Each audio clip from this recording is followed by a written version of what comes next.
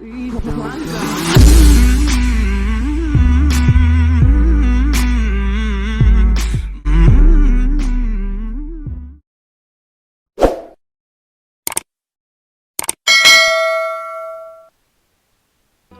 ada keraguan soal bagaimana apakah Yesus mengatakan dia berinkarnasi, memang dalam kitab suci tidak ditulis.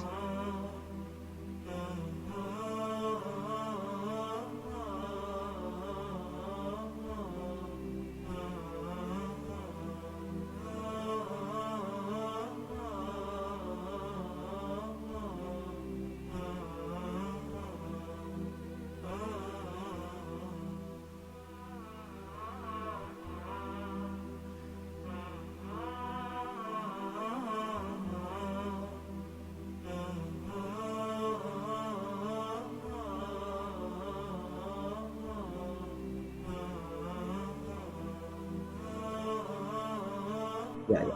Saya mau nanya dulu Pak, Yohanes 1 ayat 1 sampai 18 itu perkataan Yesus atau bukan Pak? Bukan, itu kan tulisan Yohanes. Kalau memang itu bukan perkataan Yesus, apakah penulis Yohanes itu pernah mendapat ajaran dari Yesus bahwa Tuhan itu berinkarnasi jadi manusia begitu Pak? Silakan Pak. Kalau ada keraguan soal bagaimana apakah Yesus mengatakan dia berinkarnasi, memang dalam kitab suci tidak ditulis. Tapi bukan berarti karena tidak ada, lalu dianggap itu keliru. Nah, boleh nggak Pak Stanley berikan kepada saya ayat-ayat di Yohanes ataupun di kitab-kitab sinoptik ajaran Yesus yang mengatakan bahwa Tuhan atau Bapa itu berinkarnasi menjadi manusia gitu Pak? Silakan Pak. Misalnya dalam Yohanes 5 ayat 37, Bapa yang mengutus aku. Nah, ini sebenarnya prinsip bahwa inkarnasi Yesus yang ditulis oleh Rasul Yohanes ini diteguhkan dari pernyataan Yesus. Begitu Pak. Jadi prinsip saya inkarnasi itu ditafsirkan dari perkataan Yesus, aku diutus oleh Bapa. Jadi bukan berarti Yesus mengatakan bahwa saya adalah inkarnasi dari Bapa. Tidak begitu. Nah, tadi Bapak menyamakan definisi menjelma dengan diutus ya. Kalau menurut saya itu bukan definisi yang sama sih kalau menurut saya.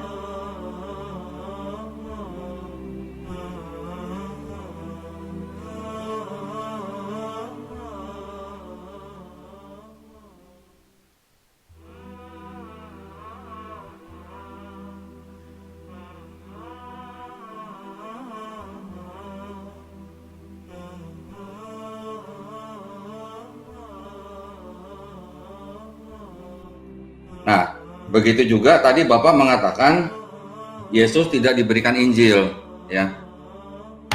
Kalau Bapak sekarang ada apa namanya Bible, boleh Pak silakan dibuka Lukas 20 ayat 1 Pak.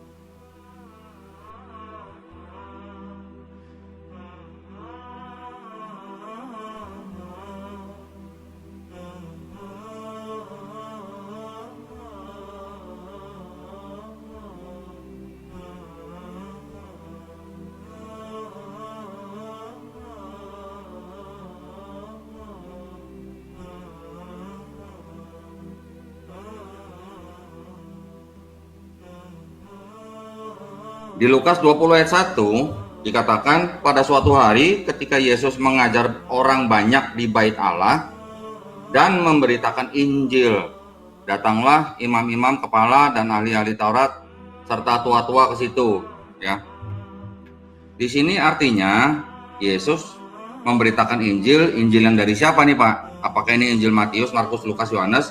Tentu saja bukan ya. Jadi artinya Yesus ini memang menerima Injil Pak.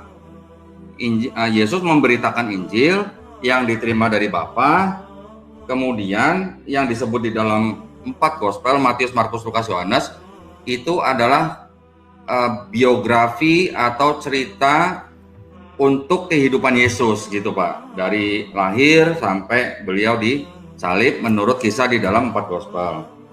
Jadi kalau tadi Bapak mengatakan Yesus tidak diberikan Injil, Lukas 20 ayat 1 saya rasa menyanggah perkataan Pak Sandy sendiri ya.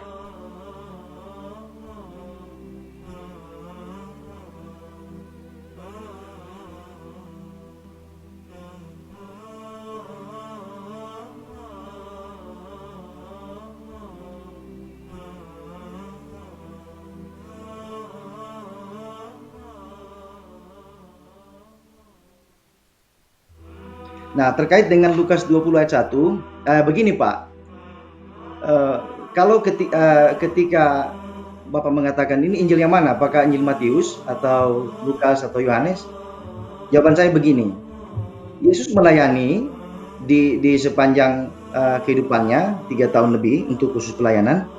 Itu kan belum ada Injil Yohanes, Injil Matius itu Pak. Jadi pemahaman itu memang salah kaprah Pak. Jadi mohon maaf, salah kaprah. Karena kalau bilang ini Injil Matius itu sudah salah, karena di zaman Yesus belum ada Injil, belum ada dalam bentuk kitab ya, dalam bentuk kitab. Ini pasti Pak Doni paham maksud saya.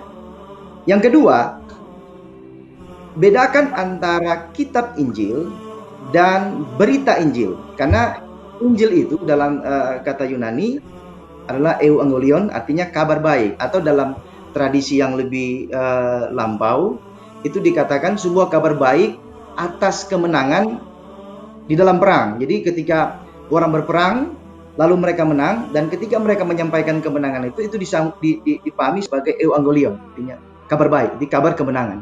Nah, di sini di Lukas 21 itu bukan berbicara mengenai kitab, tapi berita Injil, kabar baik. Artinya pengajaran-pengajaran yang berbicara mengenai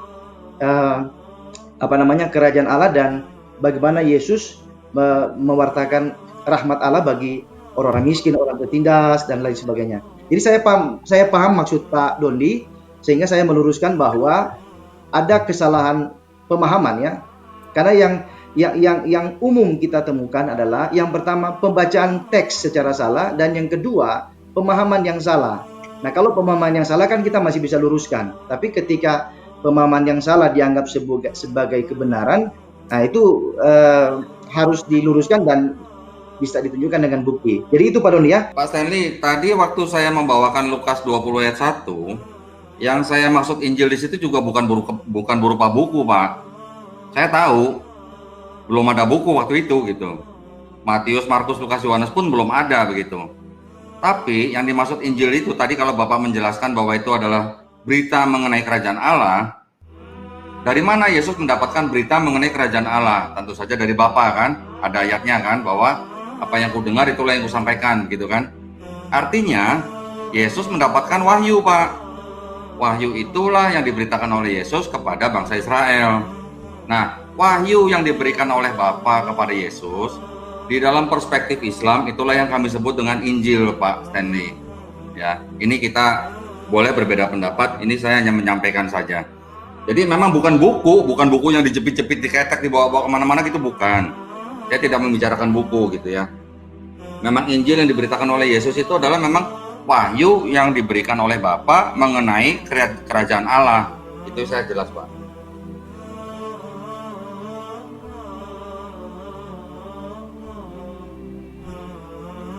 Nah, kemudian yang berikutnya adalah keluarga Yesus, Pak.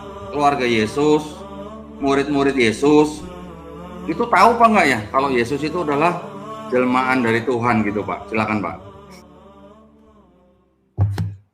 Ya, terima kasih. Ya, ada pertanyaan satu ya mengenai apakah saudara-saudara Yesus itu tahu bahwa Yesus itu adalah inkarnasi. Nah, dalam Injil-Injil disebutkan bahwa ada yang menganggap Yesus itu anak Yusuf, ya kan, anak Maria. Ya, itu benar dari aspek humanitas. Tapi kemudian orang melihat Yesus itu kan dari perkataan dan juga dari perbuatan. Memang secara eksplisit tidak menjelaskan bahwa oh saudara-saudara Yesus itu tahu bahwa kamu pasti Allah berinkarnasi. Tidak demikian ya. Tapi kita melihat narasi sebagai sebuah satu kesatuan yang menjelaskan mengenai apa yang Yesus katakan dan apa yang Yesus perbuat. Artinya, kalau Yesus benar-benar inkarnasi dari Logos Allah yang menjadi manusia, maka secara logis dia harus membuktikan itu klaim dan juga perbuatan. Artinya begini, orang bisa saja mengatakan aku utusan Allah, tapi kemudian dia sebagai utusan Allah apa buktinya?